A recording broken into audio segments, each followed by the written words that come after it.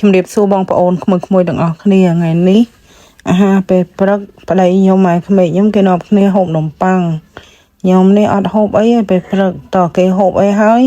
បានរត់មកហូបប្រហុកហើយនឹងលក់ចាលក់ហ្នឹងមានតកួនចាពីបងប្អូនខ្មែរយើងនៅក្នុងប្រទេសជប៉ុនហ្នឹងតកួនគាត់ដុសពេញចំការគាត់លក់ឲ្យ1គីឡូ600យេនចាហើយខ្ញុំយកមកលាងទឹកទាំងបាច់ណាចាចងបាច់ឲ្យលាងទឹកវាស្អាតហើយយកមកញ៉ាំជ្រលក់មួយប្រហុកចិញ្ច្រាំចាចំហុយមួយនឹងពងទាហើយនឹងសាច់ជ្រូកងាញ់ហ៎បងប្អូនញ៉ាំឃើញដៃខ្លួនឯងប្រឡាក់អីគេខ្មៅនិយាយទៅខ្ញុំមិនដឹងថាអ្នកដទៃទៀតគេចូលចិត្តញ៉ាំប្រហុកច្រាមឆៅមិនមែនឆៅទេប្រហុក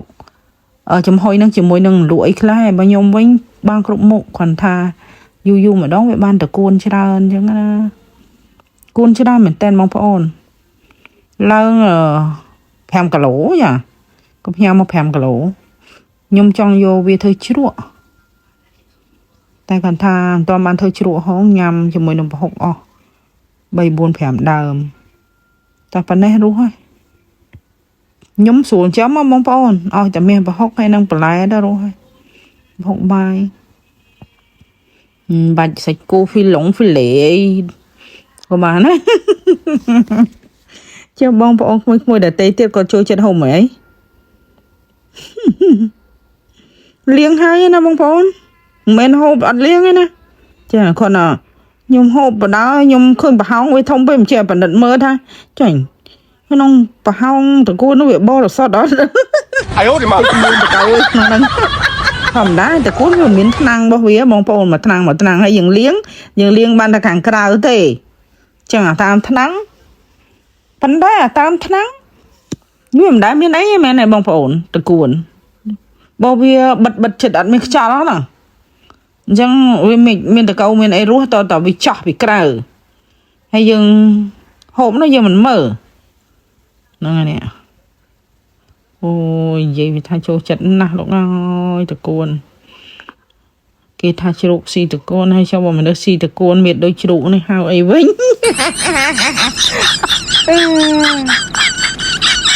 មហូបចឹងហ្នឹងតតែជប៉ុនគេហូបគេអស់ហើយគេងើបចេញបានខ្ញុំប្រមូលចានឆ្នាំងយកទុកជាច្រានបាយទៅឈរហូបនៅនឹងច្រានបាយចេះបងប្អូនអត់ទៅអង្គុយហូបនឹងតុកទេ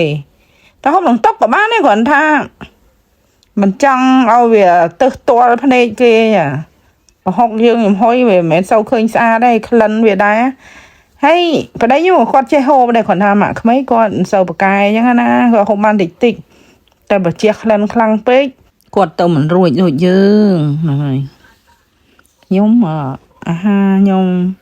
ពេលព្រឹកប៉ុណ្ណឹងទៅថ្ងៃត្រង់ហូបអីតិចតួចទៅជុំថ្ងៃត្រង់មិននឹងឃ្លានទៀតដាក់ពេលព្រឹកឆ្អែតពេកហើយបើល្ងាចតិចតួចទៅចាយ៉ាធាត់ហ្នឹងដូចវាសែនណាបងប្អូនពូជយើងបងប្អូនយើងម្ដាយយើងឃើញធាត់ចឹងគ្រប់តែគ្នាអត់ដូចគេអ្នកខ្លះខ្ញុំសើគេសំណាងគេហូបអីក៏ចេះធាត់ដែរមានណាមនុស្សស្រីខ្លះរូបរាងគេ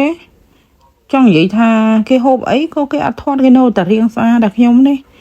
ដើរតែកាត់មុខហាងគេមិនបាច់ចូលហាងក៏ធាត់បាត់ដែរធំក្លិនមកហូបជះពីចម្ងាយមកនឹងធាត់បាត់និយាយថាថែមហូបប្រហុកហើយវានៅសល់បាយដល់ពេលដាក់ប្រហុកហើយដាក់ប្រហុកថែមមកហូបបាយអស់ថាមើលមុខខ្លួនឯងចង់សើចម្ដងទៀតដូចសាយហូប